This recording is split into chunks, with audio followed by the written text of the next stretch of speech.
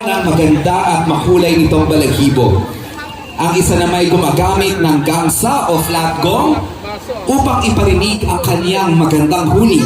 Susundan ito ng manmanok na mula sa komunidad ng Bago, kung saan tatlong mananayaw na lalaki bilang mga tandang ay magkaagawan sa atensyon ng isang inahing manok gamit ang makukulay na kumot na sumisimbolo sa kanilang mga balahibo.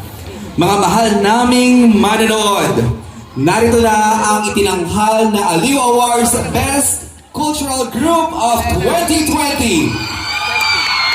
City of San Jose del Monte's premier performing arts group, ang Sining Tanglawan ng San Jose del Monte!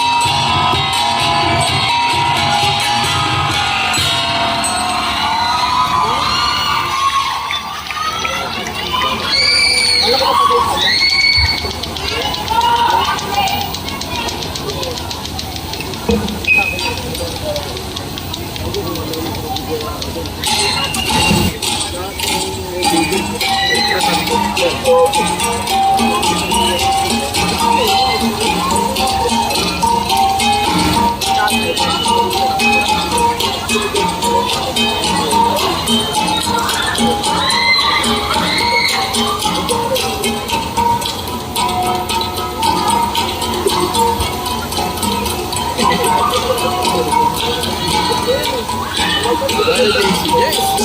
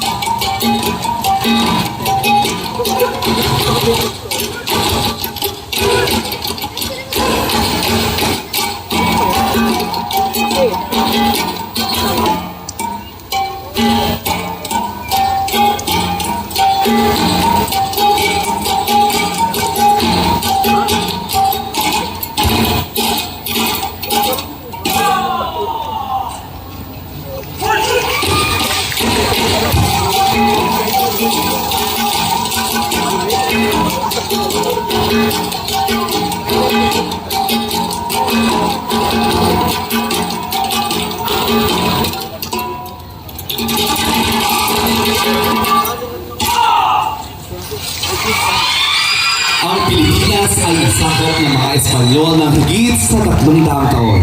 Kaya naman bakas pa rin magpasa hanggang ngayon ang mga kultura at sining sa ating